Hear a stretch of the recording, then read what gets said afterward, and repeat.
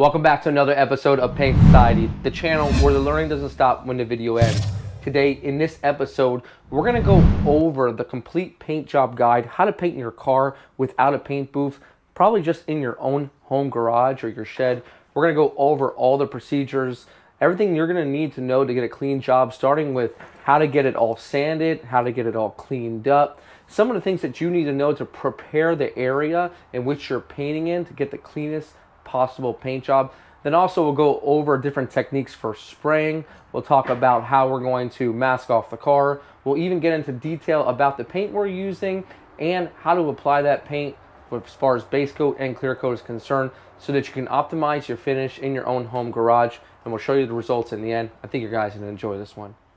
So as you guys are getting your project ready for the final sanding, here's some things you need to know. First off, the vehicle here is a Civic hatchback. And well, we're working on it with Bodie Vision. What's up, guys? And this is actually the Boosted Boys car. So we'll be taking you through some of the steps that we're gonna do to get this prepared. Now, it is not 100% needed, but we are going to be using the dust extraction system. And there's a few different dust extraction systems on the market that you can use. And the reason why we're using it is because we're gonna be painting in the same exact garage. So any chance we get to limit the amount of dust and put it in here and not in the air is greatly going to help us out. But if you don't want to spend the money on dust extraction, that's perfectly fine. What you can do instead is just using water sanding as a method to help you really keep that dust down, and you can just clean it out when you're done. And we're ready to get the car sanded. Now we're going to be using a P400 grit.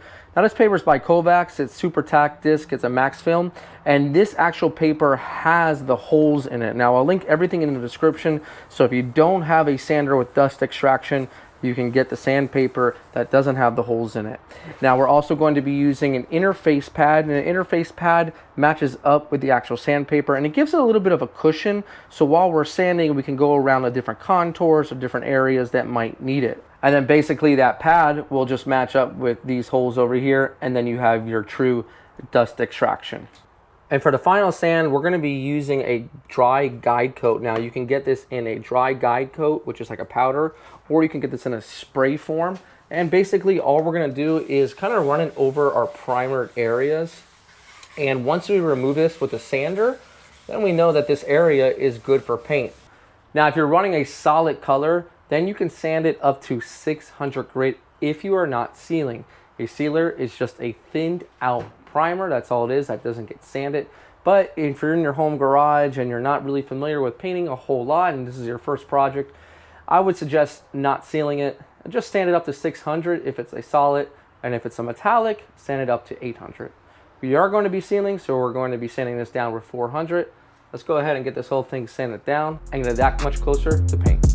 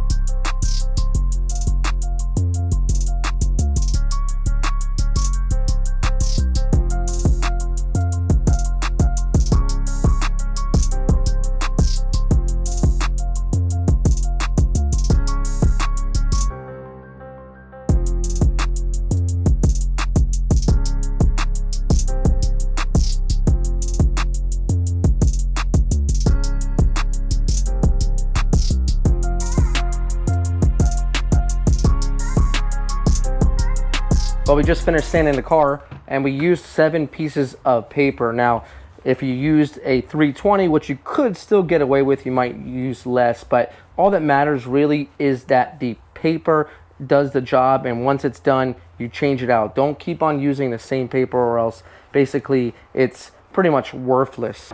And as we pull the top off the dust extractor, you can see all the dust that would have been in the shop. You can see it's kind of red and gray, and all of that would have been on the actual tables, maybe within the car itself. So, you know, not 100% needed, but over time it will pay for itself. So let's say you don't have the money for dust extraction, or you really never plan on painting again. You can use a block and water, and what that will do is, instead of there being dust all over the place, the water is going to contain it. Now, it might get a little bit messy on the ground, so you're gonna have to pretty much wash everything out, but this is a good way of doing a final sand and keeping the dust, well, on the ground and not in the air. And basically all you'll do is put a little bit of water. It doesn't need to be an ocean, just a little bit of water, and what the water does is it lubricates the sandpaper, and it also helps clump up the dust and bring it down to the ground. So then basically all you gotta do is rinse it off. Now you can use a squirt bottle as well, or you can use a sponge and hold the sponge full of water right next to you and just squeeze a little bit, or you can even have a bucket on the ground. There's no right or wrong way to do it, just as long as you're getting the water on the panel and the sandpaper is staying lubricated. Now, one thing you will find is that if you are using water, your sandpaper will last a little bit longer because it will not get clogged up as much. So this is definitely an option you can consider. Now, the one thing you do want to remember though is if you're using a 400 by hand on a block, well, it's going to be much different than if you were using it on the interface like we did just previously. That's because when you're using it by hand, well, you wouldn't think it's so, but it's more aggressive of a scratch because you have that direct contact with the surface. So I don't want you guys to really dig into it. I just kind of want you guys to glide over the surface and knock it down and make it smooth. If you're concerned with going too aggressive, if you're using 400 with the machine sander and the interface pad, well, maybe you'll use 600 by hand, and then you can always step it down. But surely you can do both ways and have the same exact result. And just wash it down. Well, now that the car is completely sanded down, let's hit up those little edges that the sander just couldn't get to. For that, we're going to be using a K600 grit. Now, it is a grit higher. Remember what we said about hand sanding? You always want to try to step it up a little bit, just because you don't want to be too aggressive with it. And we're using a hand pad, and that will help really conform to those edges. And now what we can do is we can get into all those edges. Now, there's different ways that you can do this. You can use a scuff pad, but I prefer using this little hand pad because it's just easier to use and the paper really doesn't clog up too much. So it's good to get all these edges because you don't want any peeling on the paint job itself. And remember, the sander just really didn't get into this area. So we're gonna go ahead and get this area because everywhere needs to be completely sanded. And don't forget about the door handles inside the gap here. This will be the first place for any type of paint to peel when there's contact with two surfaces together. Now, you're not going to sand inside of the door jamb because we're going to put tape right up to the edge, and we'll show you that later. Also in the edges, Adam's going to go ahead and hit up any of those areas that, once again, that the sander just did not get to. And you can see that the actual sanding will kind of powder up the primer, and you want it nice and smooth. A lot of guys think that you can put down primer and paint right over it. Nope, you got to wait at least 24 hours to sand it nice and smooth. Another area right around the window edge is very important because these are going to be common areas that are going to peel. At this point, we're ready to wash the vehicle off and get it ready for its tape job. So the whole vehicle is completely sanded down. Now it's time to prepare your vehicle for masking and paint and prepare your environment for a paint job. Now that we have the car pulled out, we're gonna blow all of our dust and contaminants through the fans and out. That way we can get it out of here quicker.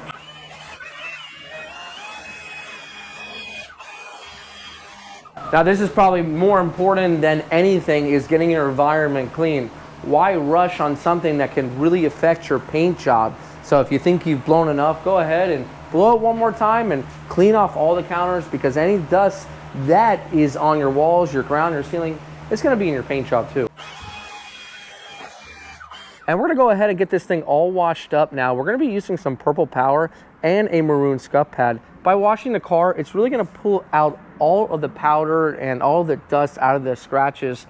That way it's completely eliminated from the car, not just sitting on top, and we're not smearing it or wiping it all over. So basically we'll just give it a nice good spray down, and then we'll wet it up, and we'll get this whole car completely clean.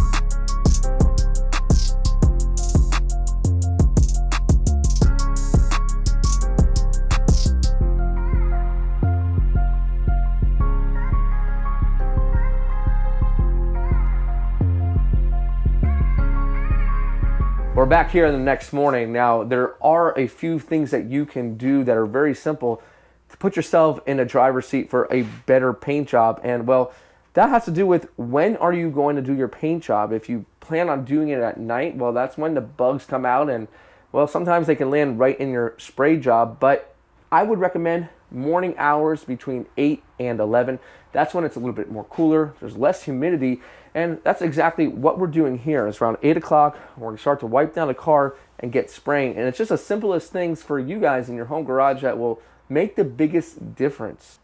We're now ready to clean off the car. Now, I prefer to use the Sprayway glass cleaner. It's very cheap, and it's gonna leave a streakless finish. Gonna make sure that it removes any contaminations from oils from your fingers or anything like that. So there's two different types of cleaners. We're gonna start off with this and a microfiber towel. I like the microfiber because it really picks up everything from the surface and it doesn't leave any lint.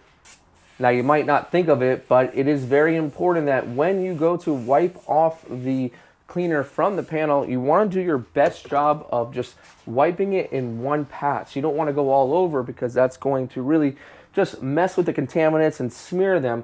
But we want to do our best job of just wiping it off. And it's the simple things just like this that really make the biggest difference when it comes to fish eyes or any sort of contamination, just wiping in one direction. We'll hit up the roof. And the cool thing about this spray away glass cleaner is it foams up, and you'll be able to tell that if there's an issue of concern, it will kind of puddle around that area, so you might want to go over it 1 or 2 times. But for the majority, since we did spray this car with degreaser, and you kind of get the progression here, we've been cleaning it ever since we were done with the sanding.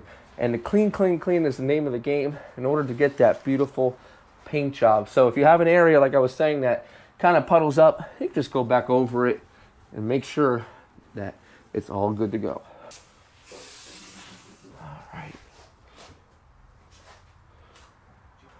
All right, just finishing up on the last panel. Now, I do prefer to do the spray away glass cleaner first because it takes a little bit longer to dry. Now, we're going to be using a separate process to clean as well. There's 2 different types of cleaners you're going to need to use, and, well, they have 2 different purposes. So let's talk about that right now. Now, sometimes it might be a little bit confusing, but we're going to clarify things real quick.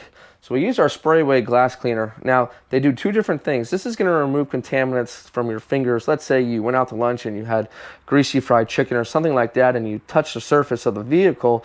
Well, basically, this is going to remove it. And then let's say that you were working on the car all the way up until this point with, let's say, oils and greases that are automotive based. Well, this is a type of wax and grease remover that's going to remove it.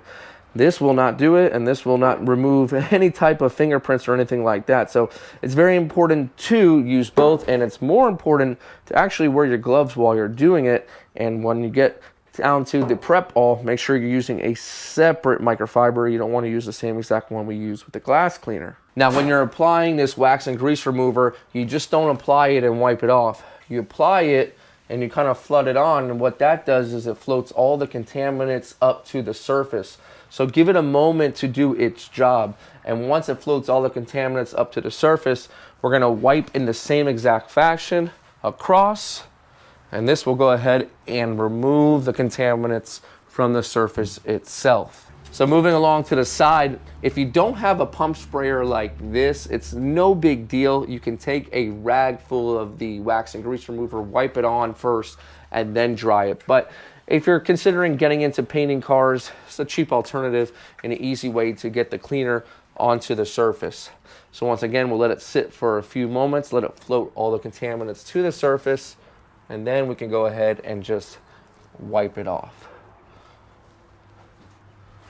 Now, by this time, there should be nothing, no residue on your rag since we've washed the car, since we've cleaned it with the original spray away glass cleaner, and now the prep solvent. You can see how clean the surface of this rag is, and that's a good sign that we're going to get a nice, clean, contaminant-free paint job. And just getting around the car, we'll go ahead and finish up here in the front end. Let those contaminants come to the surface, and it's always a good idea to take your rag and kind of move it around a little bit, trying to get maybe a dry spot on the rag to soak up as much as you can. Long strokes. There we go. All right. Well, that wraps things up for the cleaning process. Make sure that you go over it a couple times. You can never clean too much on a vehicle that's getting ready for paint. So if you think it's clean, just go ahead and maybe do it one more time. The car is all cleaned up. Now it's time for a sealer. Now the sealer we're going to be using is a 2K sealer, and it mixes up 3 to 1 to 1. And we'll talk about that in just a moment. But what's the reason why you need to use a sealer, and what is a sealer, or do you need to use a sealer? Well, I told you earlier in the video, if you're new to painting, I would suggest just priming everything and then sanding it down. That's going to be the cleanest and most efficient way for you if you're new. But if you are a seasoned painter, maybe paint a few cars in your garage a year, a sealer is going to be the best possible way or process to do on a vehicle like this. And here's the reason why. If you come and take a look at the vehicle, we have a multicolored vehicle. We have primer, we have red, we have new fenders that are in black, the hood is black. So putting down one nice even coat, what that does is it allows our base coat, our red, to cover it evenly. If we hadn't put our sealer down on a car that's all multicolored like this, then we would have to put about at least 2 or 3 more coats of base. It would never match. It wouldn't be perfect. Now, the reason why we're putting sealer down over a OEM or aftermarket part is because it's a primer. It's a thinned out primer that does not get sanded. Like, again, if you don't want to seal, then just prime these in 2K and then sand them. and pretty much the whole car will be gray. Let's go ahead and mix the sealer up and apply it. And this is a sealer that we're going to be using. Now there's many different types of sealer. This is a 2K sealer, 2-part. That means it has the sealer and then it has the additives that make it harden. If you were just put the sealer on, it would never harden. And it doesn't matter which goes in first, whether it's the hardener or the reducer, because they both mix up to the next one and then the following one on the actual cup itself. So we'll take this next one up to the next number 5, since we're using the series of 5. And then we're ready for our reducer. The reducer thins it out. And if you're having issues with it not spraying well, just add about 10% more reducer. That will help smooth things out just a little bit. But right now you always want to start off with mixing it according to the technical data sheets and what it suggests. So that's up to the next one. And we are good to go. Now, right before you're gonna go ahead and spray your sealer or any coating, you're gonna need to get yourself a tack rag. Now, these are automotive-based tack rags. Sometimes if you try to get a tack rag from, let's say, Walmart, it'll be for furniture and it's very greasy and it's not really compatible with automotive paint. But what you need to know though is when you get this tack rag, you just don't put it right on the surface. You want to open it up first. You got to let this gas out or air out first, because it is a little bit greasy. Now, this particular tack rag is a low tack, meaning that when you put it on the surface, it's not going to leave a residue. But when you actually go to use it, you can't put it on too aggressively. And we'll show you that here in just a moment. But sometimes these will be a little bit difficult to get apart. But once you get it apart, just go ahead and air it out for a good 15 minutes or so. And that will help it when it goes to be used for the first time. Something just like this will be fine. And you can just hang it up. And after about 15 minutes or so, you can go ahead and get your tack rag. And I like to lightly bunch it together, something just like this. And we'll start to lightly tack it off from the surface, on the top surface, and all the way to the sides. You never want to push down on it because that could leave some sort of residue on there. Again, these are low tack, but you don't want to leave any sort of residue on the surface itself. Now, if you want to take it one step further in your home garage or your booth, remember, we're giving you all the tips you're going to need to get a clean paint job. I have a particle control spray by Like 90 right here. And basically, before you spray or right before you spray, you're going to want to put it down. And we put it into this pump sprayer right here. And basically what this is going to do is this is going to coat wherever you're spraying, and it's going to hold down the dust or any contaminants on the surface so that they don't end up in your paint job. Now, I like to be very liberal with this. That way, you don't have to worry about recoating it or reapplying it. You'd only have to do this really one time before the paint job. Of course, it's never a bad idea to go ahead and reapply if you need, but this stuff really works well. We've been using it in our spray booth and even at home. It makes a huge difference in the surface preparation and the contamination and holding down that dust, just to make sure you can eliminate as much buffing as possible. But you guys need to be realistic. You're not gonna have the most beautiful paint job coming out of a non-paint booth, but you can get very good results. That can be buffed if you want to take it to that really show quality car finish. But keep in mind that there's going to be some work you're going to need to do, like these tips and tricks we're giving you. These are things that you need to apply on your video to really make sure that you're getting the best possible finish. Right now we have everything nice and wet. We're good to go. Now we're going to be spraying our paint out of this DV1 by DeVille Abyss. Now this is the base coat gun, but it will still spray sealer just fine. Honestly, it will spray clear just as well. It's kind of a marketing thing that this is a base coat gun really, but honestly, it will spray everything. I always suggest to you guys at home, if you're going to be into cars, get one good gun. You can use it for sealer, base, and clear. Get a separate, cheaper gun for primer. To set this up, I always like to back out this fluid control knob just to the point where it's almost going to come out when it's on its last thread. Pull in the actual trigger and then turn it clockwise again until it stops. Okay. Once it stops, you'll feel a little resistance on the trigger right there. At this point, we know this gun is set up at wide open. Go ahead and take this fan, move it all the way to the left. That means it's set up at wide open at this point. So the gun is functioning now with maximum capabilities. And if it's coming out a little bit too quick, we can always dial this in a little bit. This gun runs at a much lower pressure, around 15 PSI, but On most of your spray guns, you'll be spraying around 23 to 25 PSI. And we'll chat real quick about the painting room. So basically, we're gonna have some sort of exit. You need some sort of exit to pull the fumes out. But the way I like to paint is I start from the back, so the overspray carries towards the exhaust, towards the front. And then when we go to start to recoat from the back towards the front, we're just painting right over any of that dry overspray. That way it has a much smoother finish. And this is what we're going to be doing when we're starting with our sealer, our base, and our clear coat. We're ready to paint. We're gonna let Bodie handle all the sealer. We'll give you some tips and tricks along the way. So let's get this thing all sealed up. Coat. All right, we're gonna start off here in the back, test our pattern, we're good to go. One light coat is all you're really gonna need, guys. You're not gonna need to put on, let's say, 2 or 3 coats. You just want the car one basic color. You can go back to back in one pass if you want, but you're not gonna need to come back and put a whole separate coat on. So you'll allow this paint to dry for at least 15 to 20 minutes before we move to the next step. So the way that we want to do it is we want to keep that wet edge, and by keeping that wet edge, we'll start on the side and we're going to move all the way up across the roof. And what this does is it keeps a consistent wet edge, and the wet edge is what we're seeing right here. Now when a sealer goes on, it goes on wet. That's exactly what you want. If your sealer doesn't go on wet, it's not gonna dry smooth. So keep that nice wet sealer edge coming, and you're gonna have a nice smooth paint job.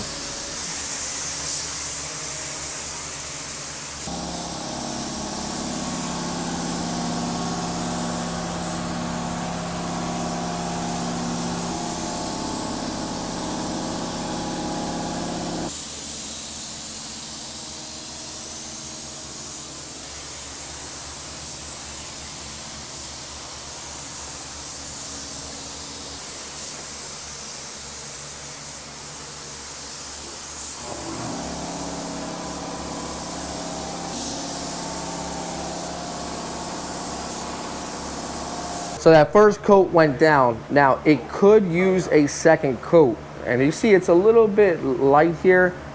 All that really matters is that we got some sealer on there. It's not really bad technique, it's just that it would need one more coat to be completely covered. But as far as sealer is concerned, this will do, but it won't hurt if you want to put one more coat on it. But we got the whole car in one color, but you want to allow this to really flash off, and flash off means to dry in between coats. And to dry in between coats, we're looking at maybe a good 15 to 20 minutes. And you'll see that in this area, it's kind of like dull-ish, but in some parts, you'll still see the reflection of the light. You're not gonna wanna see that glossy reflection. You're gonna wanna see it start to dull out. And that's a good visual aid indication that it's ready for base coat. So, in just a moment, we'll start to spray once it's all flashed off. And just like that, our sealer is all dry, and we're ready for our base coat. So our base coat, we're gonna mix up 2 of them here. Now this is a little bit different because it's 2 to 1. So all we did is locate the 2 to 1 mixing ratio. We're gonna use the highest amount again, which is 5. So we filled it up here, and then we'll fill it up to the next 5 with reducer. But we'll show you how we filled it up on this one. So Adam's gonna take this one over here. We'll fill it up to the 5, just like that. And it's gonna be a little bit thicker until it's completely reduced, and it reduces 2 to 1. So basically 50% of this mix will be reducer, and reducer helps the paint dry. It helps it come out of the actual gun itself. And you can't just use any reducer, you must use a reducer that comes with the actual paint.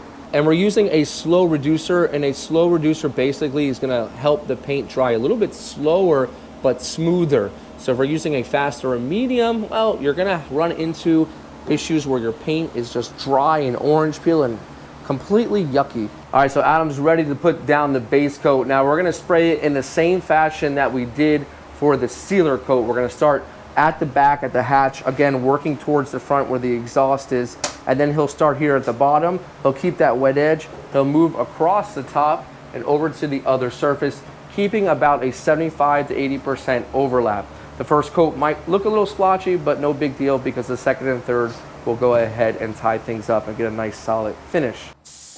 And we're starting off our base coat again with that DV1 base coat gun that we're using for actual base coat here.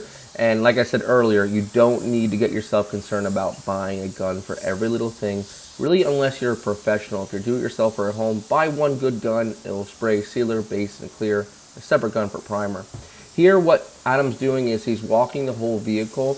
Now, you don't need to do this for a solid color, but this is the best practice for spraying color. You can see how even it goes on.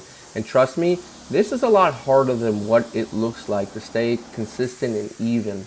You want to follow around a 75% overlap, and that means that you are getting a good amount of coverage, and 75% of what you just sprayed is getting overlapped once again. So keep that nice consistency over the panel and keep that wet edge. And what that wet edge is basically is that edge of the product that you are spraying. So for this instance, right at the edge of the red and where it meets the white, that is the wet edge that you want to keep overlapping until you are done. And by overlapping it, you're going to keep it nice and wet, because if you allow that edge to dry, it's going to dry crusty. So that's why we use that slow reducer to really keep things moving in order to get a nice smooth finish. Now, if you have a little bit of a rough finish in your base, you can always sand it with a 800 and just reapply again.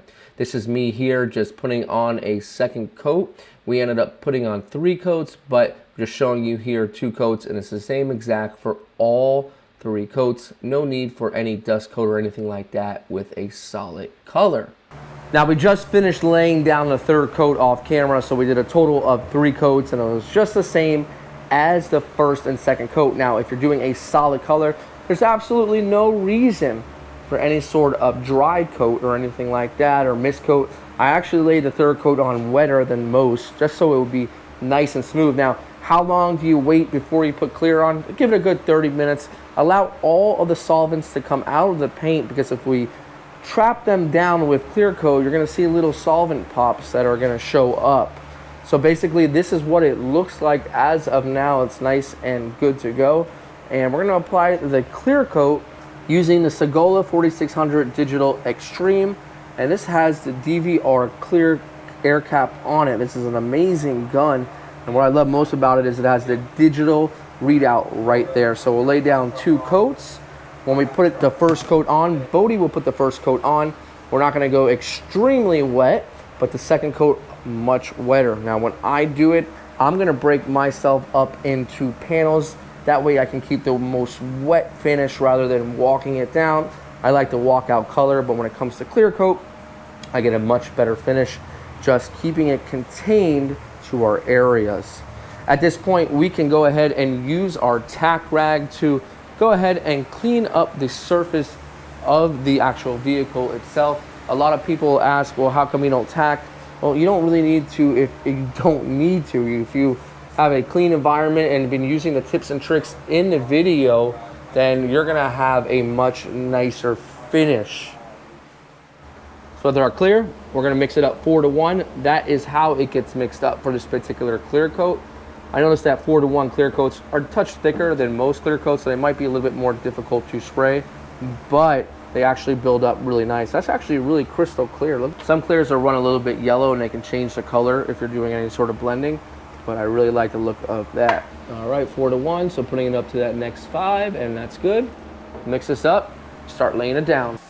So it's time to get your project clear. Now on your 1st coat, this is what I want you to do. I want you to take it easy. I don't want you to go for full clear, and I also don't want you to get upset or discouraged when it doesn't come out beautiful on that 1st coat. What we have here Bodie doing is just putting down a coat, kind of a grip, a semi-wet coat that's just going to allow the 2nd coat to really bite down into it.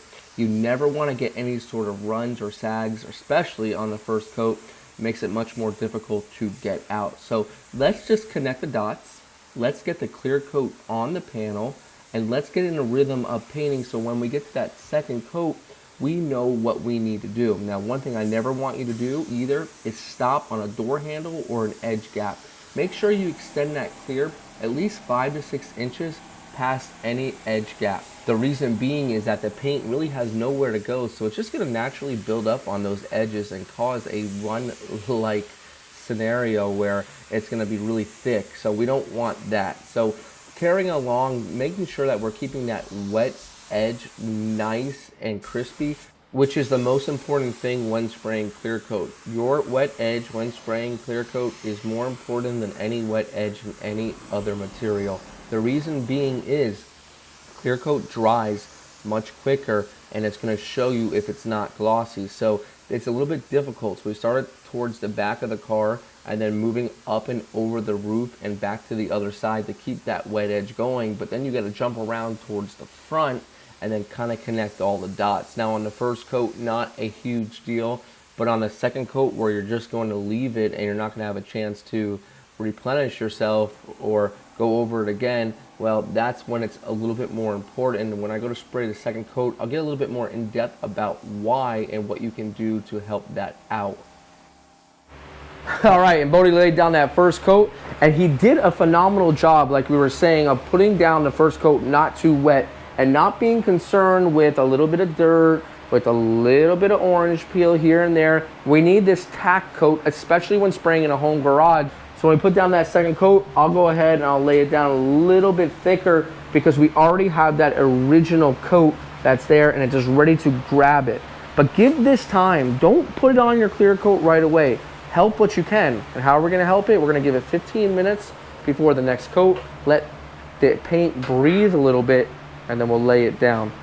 Now, I said it before, and I like to reiterate that you must give that first coat enough time to flash off. If you don't give it enough time to flash off, this second coat will not do itself any justice and it will not operate the way it should by sticking and gluing itself to the surface.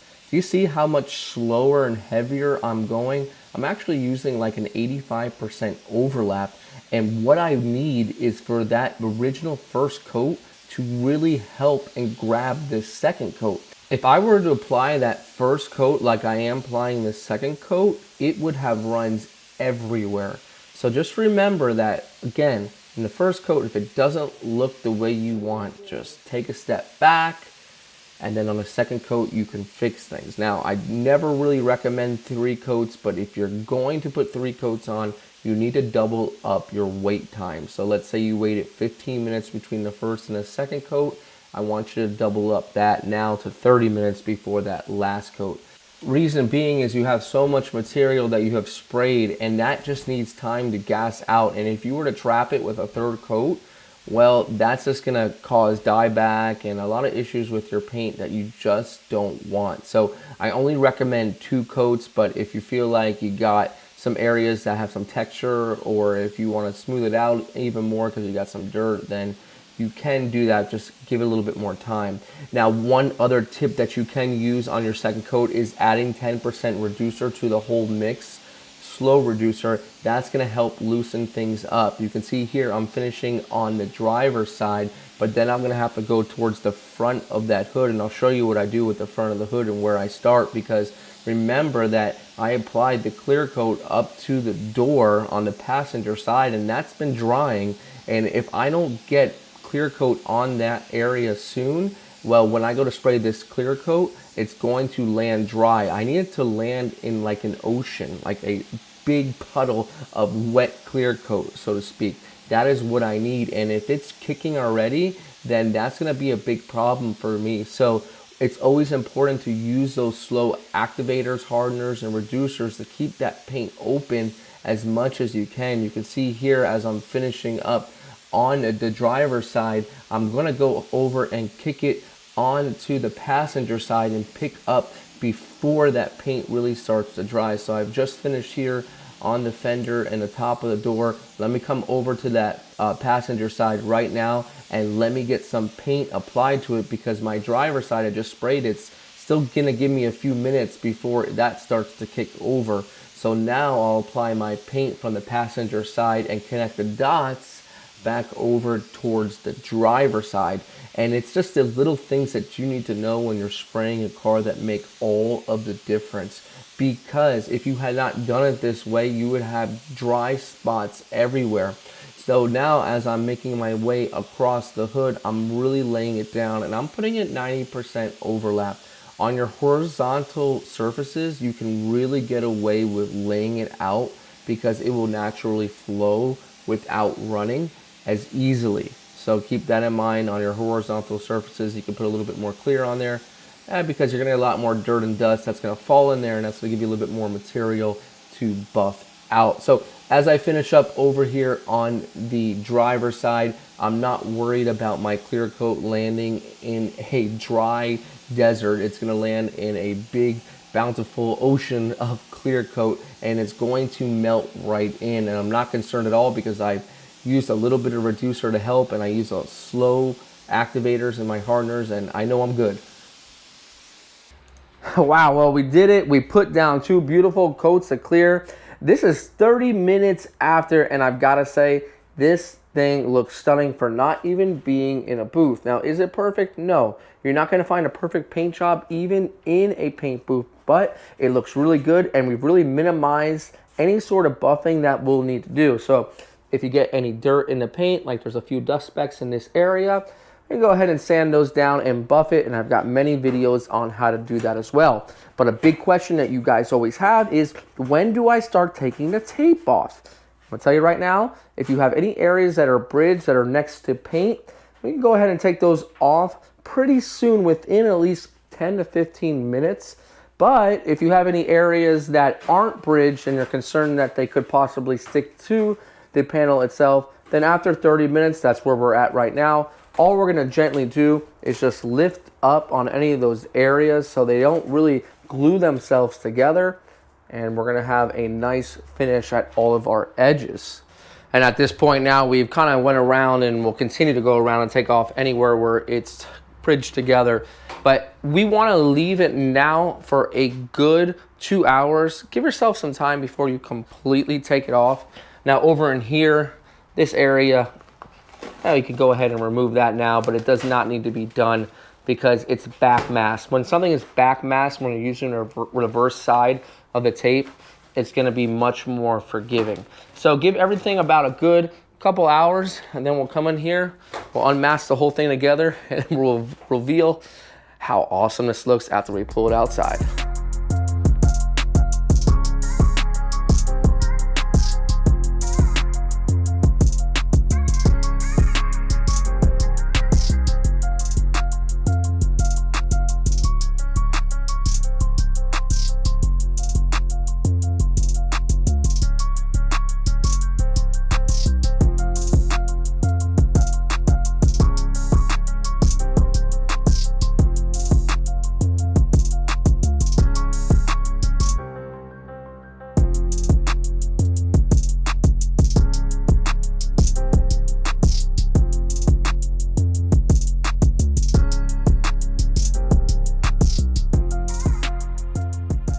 Oh, there she is, guys. We did a phenomenal job, and you can too do the same type of job in your home garage or wherever you might be painting, using the tips and tricks and procedures that we use in this video will give you the same exact results. And I've got to say, man, look how vibrant, how beautiful, how red this looks outside. Just 2 coats of clear is all you need for something like this. You don't need to add 3 or 4. The high solids clears or clears nowadays, they just don't require it. From this point, all that will be needed is a little buff on the hood and the roof to get this thing even smoother, to take out any debris from painting in anything other than a spray booth. But guys, we showed you today how to get awesome results in a regular spray room or room itself or garage. And here they are right in front of you. What do you guys think? Let us know in the comments. What do you think of this paint job? Let me know if there's anything you would have done differently, or if there's something that you learned from this actual paint job itself that you're gonna apply on your next project. I would love to know exactly what it is. But take a look at it from start to finish. You see the consistency of the color because all the panels were sealed originally. And remember, if you're not gonna seal, just make sure all your panels are one uniform color to make sure when you pull it out for the first time, everything consistently matches. Awesome, awesome. Really, really happy to work on such an iconic car and to work with Bodhi Vision to bring you this amazing video. Brother, we did it, man. Yeah. Thanks again so much for inviting me over. I love making this content. We really showed the viewers at home, how you can do something like this in your own home setup, your own home garage. So make sure, once again, that you're following Bodie Vision on his channel. A lot of awesome videos just like this. And we look forward to being back up here to create a more amazing content as well. Brother, we knocked it out of the park. Yeah, I'll man, see thank you. you so much for coming up, really. I need to get some sunglasses. This thing is too much. It is bright. Yeah. Guys, this is Brian from Paint Decided reminding you, don't overthink it. It's just paint. I'll see you guys on the next episode.